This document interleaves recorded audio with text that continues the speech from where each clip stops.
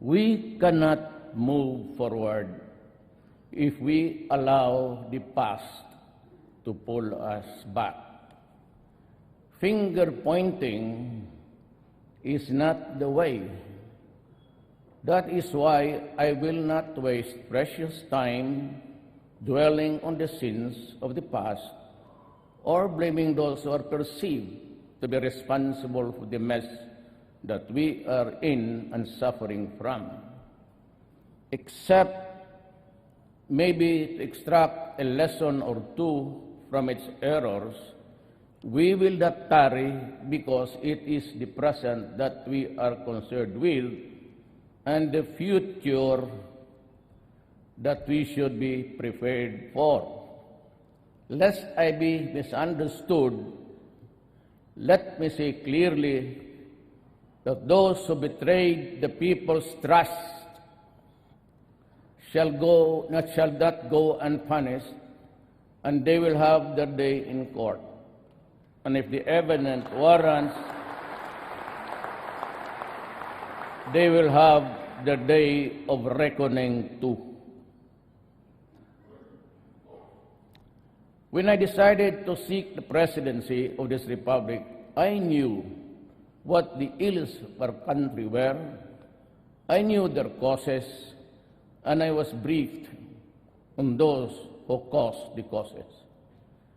I heard the people on the streets complain that justice had become illusory, that equity and fairness and speedy disposition of cases had deteriorated into hollow concepts fit only for muscular dissertations. It was and still is very sad indeed.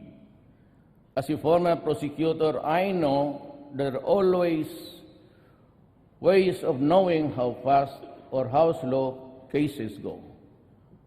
What I did was to look into the number of postponements and the time difference between each postponement and the next setting. It was simple as that. I will appreciate deeply if we all in government attend to this urgent need. I was determined then, as I am now determined and better positioned, to wage war against those who make a mockery of our laws, including those who make life for us all miserable. I wish to assure everyone, though, that vindictiveness is not in my system, just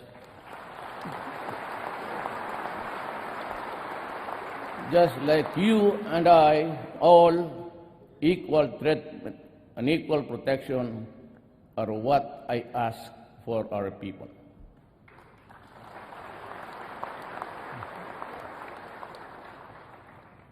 But we must have the courage to fight for what we believe in, undeterred by the fear of failing or losing. Indeed, courage knows no limits. Cowardice does.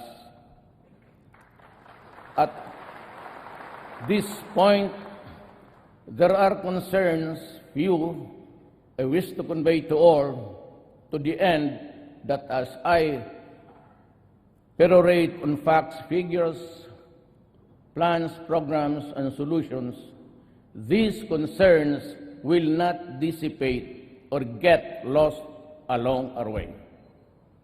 Thus, to our religious bishops, leaders, priests, pastors, preachers, imam, let me assure you that while I am a stickler for the principle of separation between church and state, I believe quite strongly that there should never be a separation between God and state.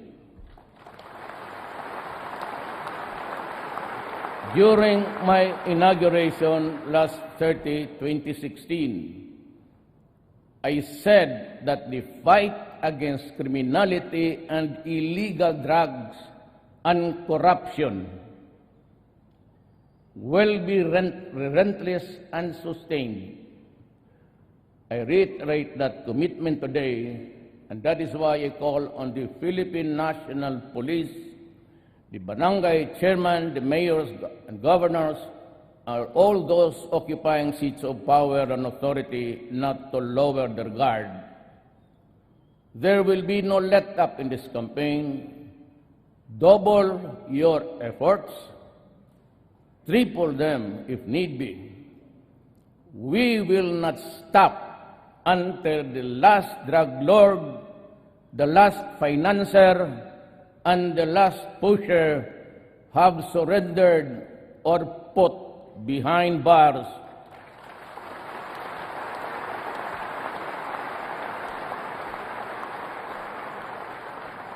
Or below the ground, if they so wish.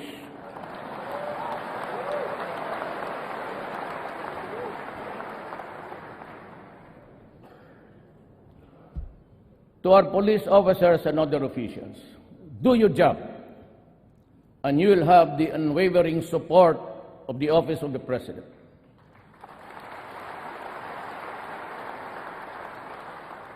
I will be with you all the way. Abuse your authority, and there will be a hell to pay.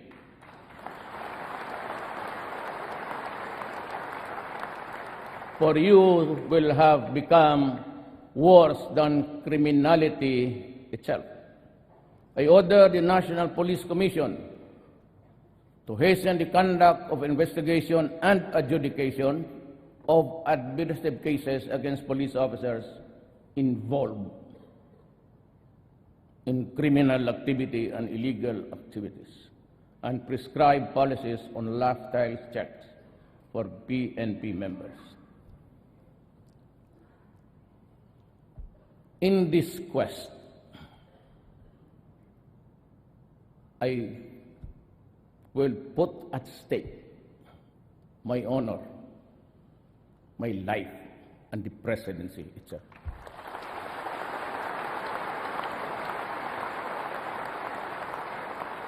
The DLG is also directed to strictly monitor how LGUs perform their supervision functions over the police.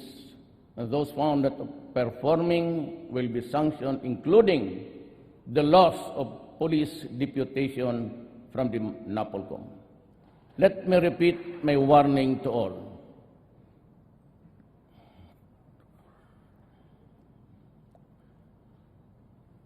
I repeat, my repeat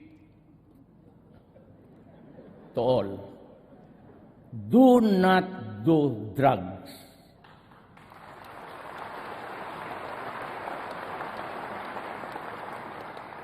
Because you will be the solution to the drug crisis that has engulfed malawak the nation. We will create an interagency committee on illegal drugs that will integrate efforts and strengthen the partnerships of all stakeholders. The reservists will be mobilized for information campaign against drug use and dissemination of information regarding drug rehabilitation program being offered by the government. Let us also strengthen our ROTC program to instill love of country and good citizenship. We will also prioritize the rehabilitation of drug users. We will increase the number of residential treatment and rehabilitation facilities in all regions of the country. The armed forces of the Philippines will facilitate the preparation for the use of military camps and facilities for drug rehabilitation. There can never be real, tangible, and felt development without making our people feel secure. And it is our duty to uplift the people's welfare. With this, my administration shall be sensitive to the state's obligation to promote and protect, fulfill the human rights of our citizens, especially the poor, the marginalized, and the vulnerable, and social justice will be pursued even as the rule of law shall at all times prevail. My administration shall implement the human approach to development and governance as we improve our people's welfare in the areas of health, education, adequate food and housing, environmental preservation, and respect for culture. Human rights must work to uplift human dignity.